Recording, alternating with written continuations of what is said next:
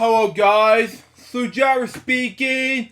Welcome to Bedtime Stories, episode number 286. Last time I read you part 1 of this book seen here, Prison to Pauper.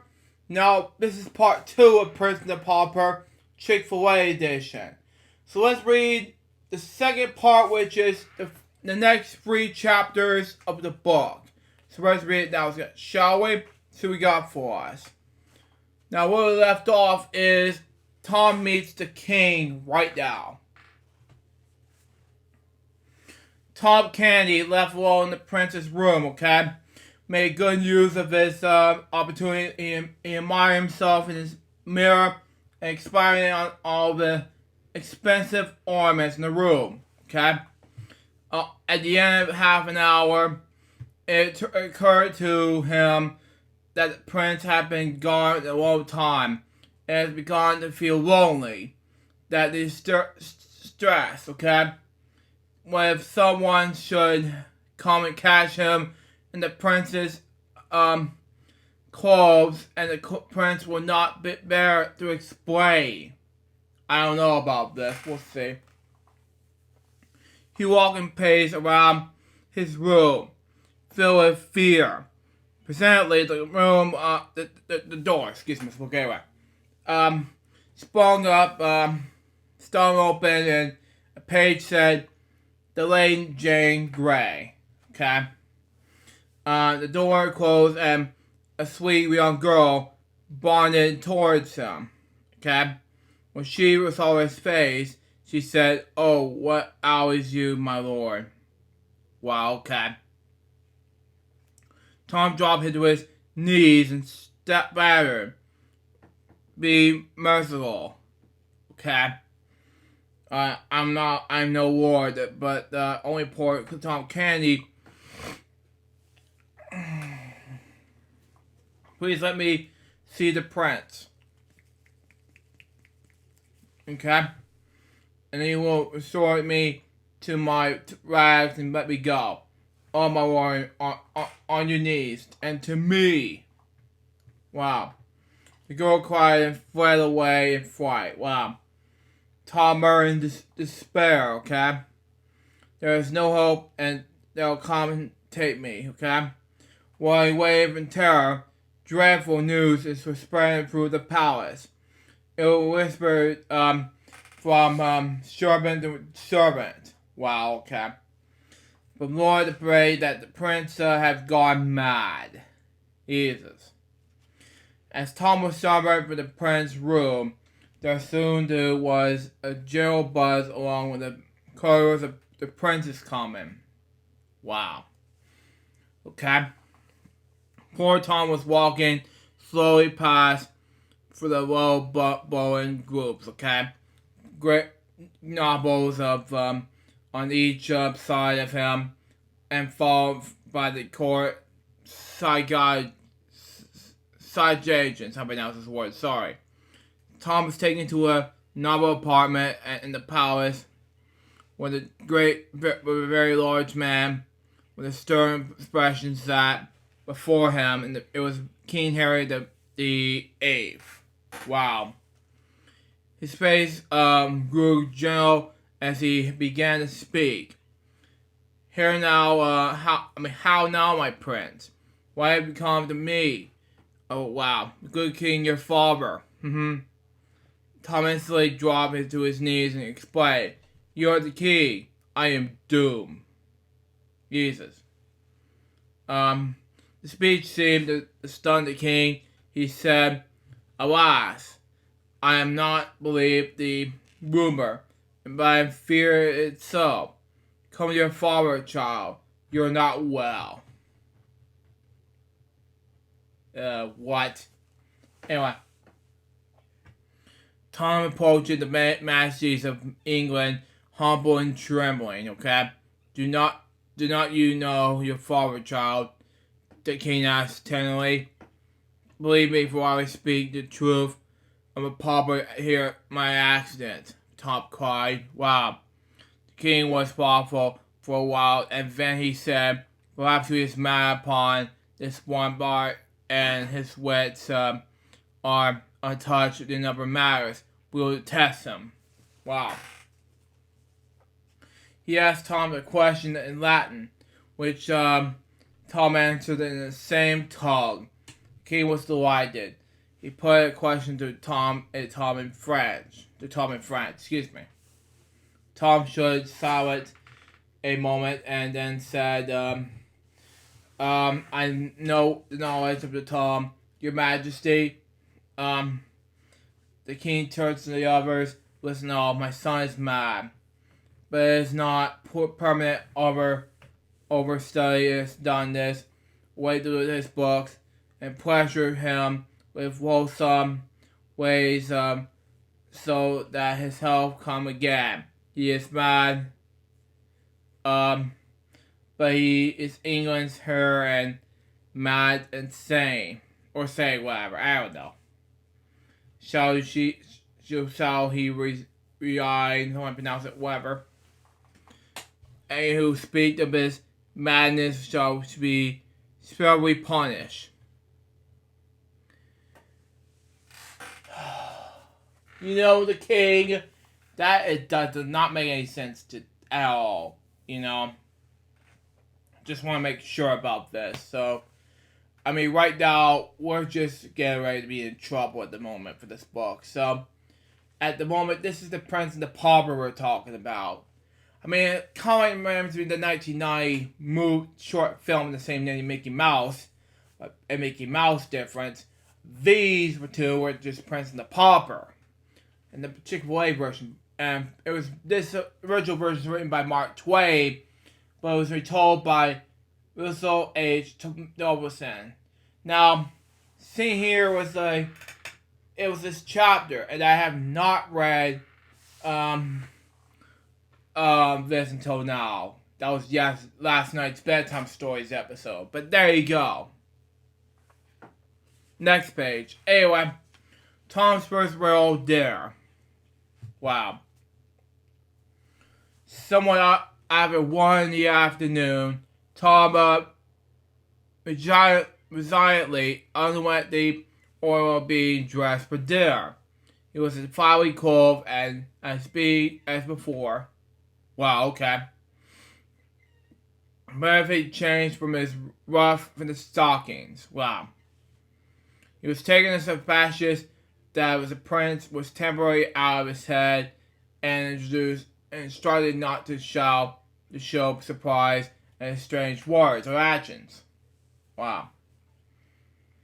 Tom ate with his fingers, Jesus, but no one smiled at it. Ugh. He impressed his napkin curiously for it, and it was a very dainty and beautiful fabric, and said, "Please take it away, lest I soil it." I don't think so, King. When Tom finished dessert, he filled his pockets with nuts. Ugh. I'm allergic, sorry. Anyway, but nobody appeared to be disturbed by it. His meal being edited, a lord came and held before, okay? Before him in broad, shell, golden dish with fragrant, rose waters in it, and cleans his mouth, okay? And fingers. Tom gazed at the dish for a moment, then raised his lips and took a drink. He returned it to a waiting lord and said, "I like it not, my lord. It has a pretty flavor, but it lacks strength." Wow, okay. Makes a whole lot of sense in a way. Anyway, this new oddly of the prince ruined mind may have all the hearts around him. Someone that I don't know. But the sad sight moved none of the laugh. After dinner, Tom was taken to his private room and left alone. Hanging in the room was a suit of cyan armor, covered with beautiful designs in inland, for assistance. They remember the nuts, which I'm allergic to, by the way. Ugh. he had brought him from dinner. Stewie was cracking nuts and feeling almost happy for the first time since he had been made a prince. Wow. When the nuts were gone, he stumbled upon some inviting books, okay, in the closet. He couldn't want I pronounced this word, sorry, in the English court. Wow. He's laid out upon the spongiest couch and destroyed himself with zeal. The next morning, the king required the use of the Great Seal and remembered that he had given it to the son just days before. Naturally, when the prince's uncle, the Earl of Hertlet, for the question Tom, he did not recall receiving the seal. Trouble him no more, poor child, the king told Hertford upon hearing the sad news. Also use a small seal for the present time. Now, the final chapter I have to read during Bedtime Stories, episode 286, is The Prison of Kenny Home, okay?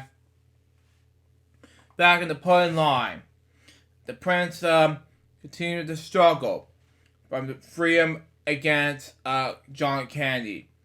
Just as Kenny was about to strike Edward, a man strong from the coward street to stop him. Kenny roared, you shall have your reward for the meddling. Jesus, why bother? He struck the meddler with his hand, and the man sank to the ground of the ground. The prince should found himself in the gang's home, something like that, excuse me.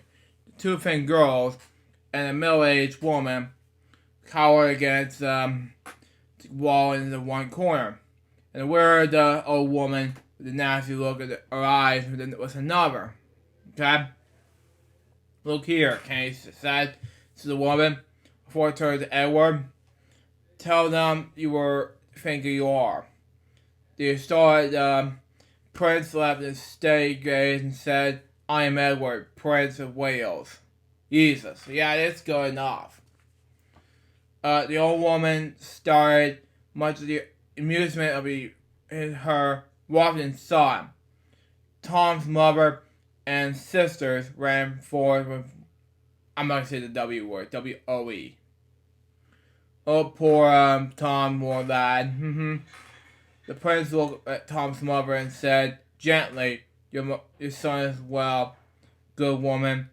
Take me to the palace where he was, and the king was restored him to you. John Candy continued to laugh at this while Tom's mother retreated to the floor, sobbing and wailing. But as Edward continued to assent that he was the prince, John Candy grew angry. He let out his rage on the boy before harshly treated the girls and their mother for showing sympathy. Now, said Cantley, to bed, all of you. The entertainment has tired me. Cantley, I don't know what to do with you. Just make the ways come true. So it was sad to me, just thought it makes sense in any way. It just don't know what to do next. What happened in the and there's more. Next page. Anyway, shortly after everyone had fallen asleep, there were several sharp raps in the door. John K. snoring and said, who knocks? Would you want a voice answered? Did you know who that you hit in the street last night? I never know who, nor care, replied Cantley. Okay? You shall change your tombstone, okay?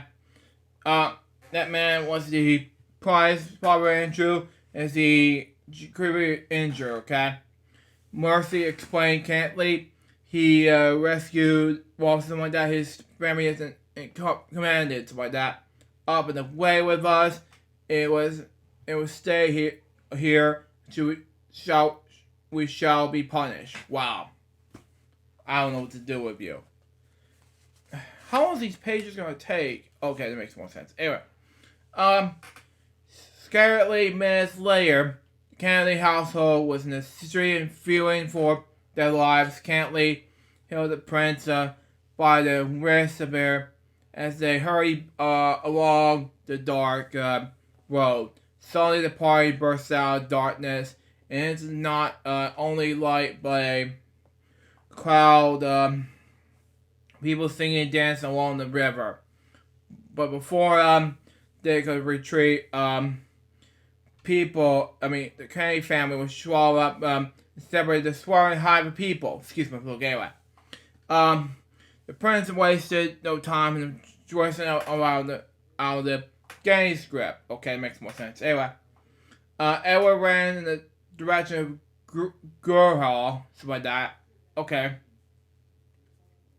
Well, Tom was presented over a banquet's place. Okay. The real prince collaborated for admission. Okay, and the gate. Much of it, the enjoyment of the crowds gathered there. Okay. They closed on him, and they mocked him. Jesus, don't even bother. Anyway, but the prince stood as he ground and explained, "I'll tell you, I'm a prince of Wales, and I thought I would be forlorn and friendless. I'm not be driven from here." Exactly. Prince or no prince, it matters not. For you are not friendless. Harsh, man. Here I stand by your side, reprove it. I'll tell you, there are worse friends from miles handsome. I don't know what to do next. Anyway. Speaker was tall and muscular, clothing and fine materials. Both faded for repair, and his side he wore a long blade and rusty iron himself. Okay. I don't know what to do with you at the time frame. The both strangers caught up with the prince in his arms, and they were soon far away from the friendly crowd. So that was the last chapter of the book. I don't know what to do next in this part, so I'm doing the half part of the book, and that was it. I'm not reading the next chapter, which is Prince and his rescuer. But seeing here, it's just wrong to me. It's just harsh, you know. So there you go. So that was I'm on page. I'm gonna be doing page 11 to the next. I'm not sure whatever chapters Mom is gonna be making me read in the next episode. So that was part 2 of Prince and the Pauper, Chick-Fil-A edition. It's like wow. I don't know what to do next. It's just scary. Will the Prince and Pauper ever be together again? Well, you just have to find out in a couple of more parts. That was Bedtime Stories episode number 286. Hope you enjoy it. Stay tuned. Next one's gonna be Bedtime Stories episode number 287. This will be part 3 of this book. Now, excuse me, I gotta watch Bed Baby House and Disney Plus and edit this episode and get to bed. Till next time, this is Jonas Bob, baby. Good morning, this is Sue. Out. See ya.